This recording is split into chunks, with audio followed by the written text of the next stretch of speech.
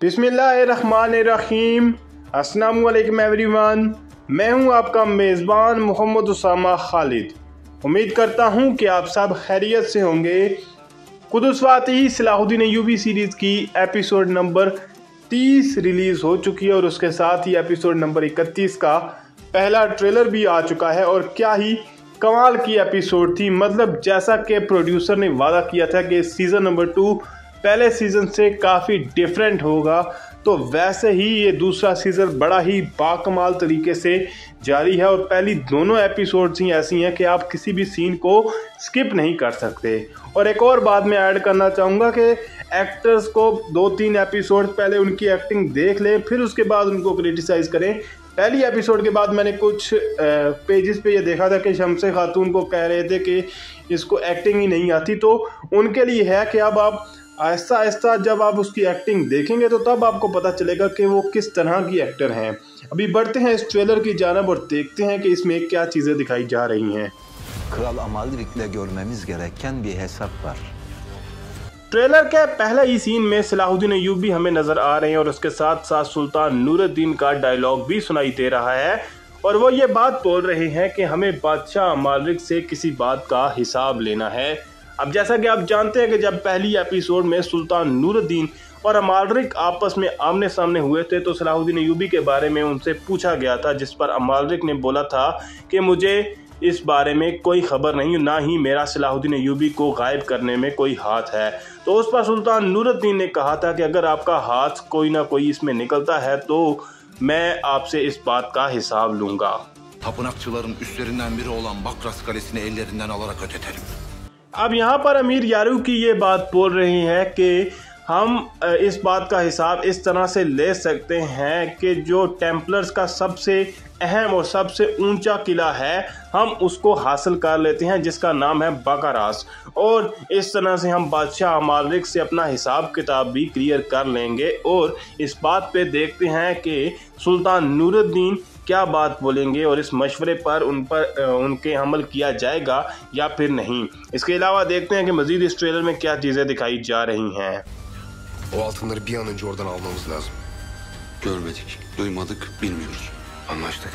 तो इस सीन में आप देख सकते हैं कि अमीर यारू की दीवान से निकलते हुए नज़र आ रही हैं। और उसके भी बैकग्राउंड में अगर आप देखें तो मलिक महदूद, उमर मल्ला हजरत और वज़रा भी मौजूद हैं सुल्तान नूरुद्दीन के।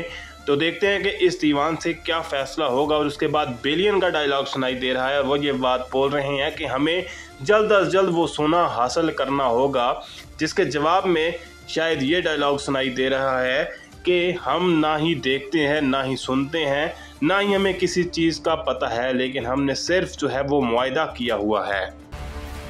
Şatelyonun dışarıda olması bizim için çok önemli. Vaktimiz daraldı. इस सीन में लॉर्ड गॉय लिजोनियन का डायलॉग सुनाई दे रहा है और वो ये बात बोल रहे हैं कि चातिलियन का बाहर होना बहुत ज़रूरी है। और उसके बाद एक शख्स आपको दिखाया गया जो कि चातिलियन ही होंगे और वो इस वक्त ज़िंदान में मौजूद हैं और उनको बाहर निकालने की बात की जा रही है। अब देखते हैं कि इस कैरेक्टर के हवाले से नेक्स्ट एपिसोड में क्या चीज़ें दिखाई जाएंगी। लेकिन उसके साथ साथ अमीर शुरकू यहाँ पर शावर के सामने मौजूद है और उनको ये बात बोल रहे हैं कि आपके पास कम वक्त बचा है, यानी कि आपका वक्त बहुत ज़्यादा कम है। तो देखते हैं कि वो किस हवाले से बात कर रहे हैं। Yalnız birine daha ihtiyacımız var. Kime? Şemse. अब इस सीन में हमें ये डायलॉग सुनाई दे रहा है कि हमें एक और शख्स की ज़रूरत होगी या एक और फ़र्द की, हमें एक और सिर्फ ये फ़र्द है जिसकी हमें मज़ीद ज़रूरत पड़ सकती है। जिस पर सलाहुद्दीन अय्यूबी पूछ रहे हैं कि कौन है वो शख्स, तो जिस पर जवाब दिया जा रहा है कि शम्से।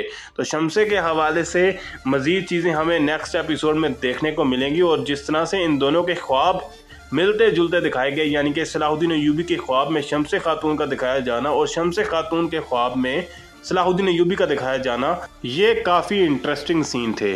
Zengileri başımızdan def edecek bir çare bul.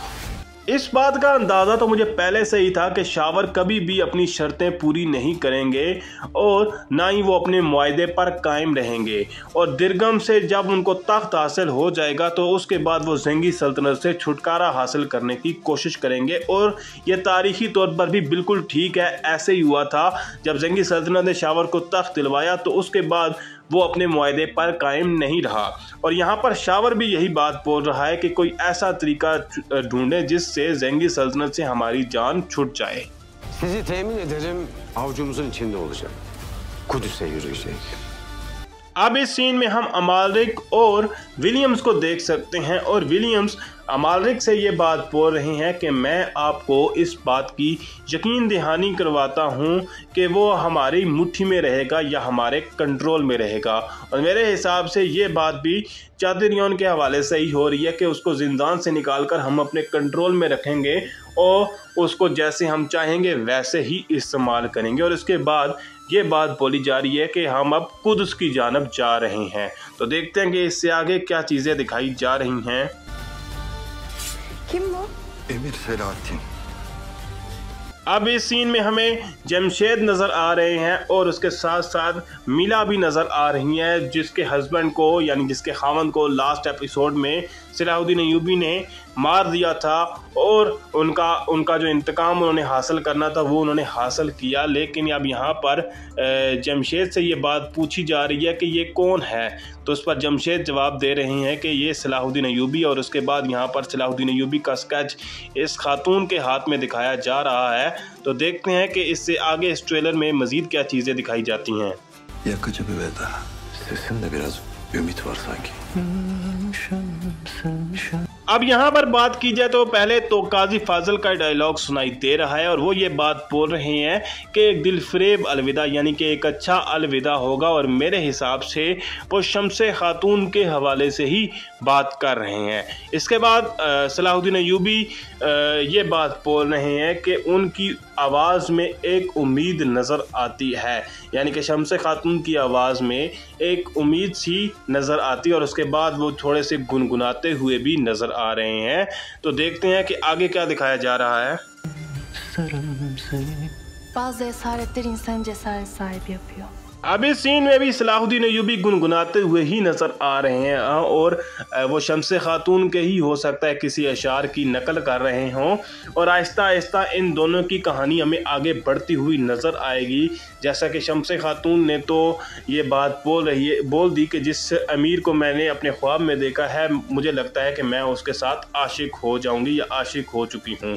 तो उसके बाद यहाँ पर शम्से खातून का डायलॉग भी सुनाई दे रहा है और वो ये बात बोल रही हैं कि इंसान की कुछ बहादुरी की वजह उसका हौसला या उसकी हिम्मत भी हो सकती है।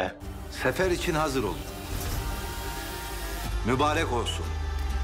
अब इस सीन में मलिक महदूद के रिएक्शन को देखकर ऐसा लगता है कि उनको सुल्तान नूरुद्दीन की बात जो है वो ज़्यादा पसंद नहीं आई और यहाँ पर सुल्तान नूरुद्दीन का डायलॉग सुनाई दे रहा है और वो ये बात बोल रहे हैं कि हमें जंग के लिए तैयार होना चाहिए या हमें सफ़र के लिए तैयार होना चाहिए और ये हमारे लिए मुबारक हो। तो ये जंग शायद उसी किले की जानब हो जिसका जिक्र अमीर यारूकी ने इस ट्रेलर की शुरुआत में किया था, यानी कि बकरास का किला। तो देखते हैं कि मज़ीद इस ट्रेलर में क्या चीज़ें दिखाई जाती हैं।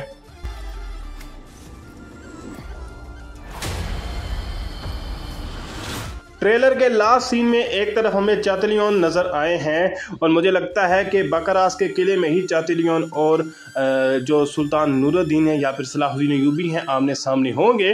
और इसके अलावा नेक्स्ट एपिसोड में बेलियन और सलाहुद्दीन अय्यूबी की मज़ीद कहानी आगे बढ़ती हुई नज़र आएगी और देखते हैं कि मज़ीद इस हवाले से क्या चीज़ें दिखाई जाएंगी और सलाहुद्दीन अय्यूबी और शम्से खातून की कहानी अब आगे किस तरह से बढ़ेगी और कब तक उनकी शादी की तकरीब दिखाई जाएगी। यहीं तक थी आज की वीडियो।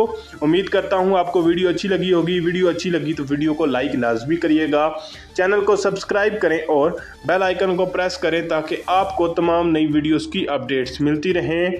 मिलते हैं बहुत जल्द नई वीडियोस के साथ, नई अपडेट्स के साथ। इजाज़त दीजिए। अल्लाह हाफिज़।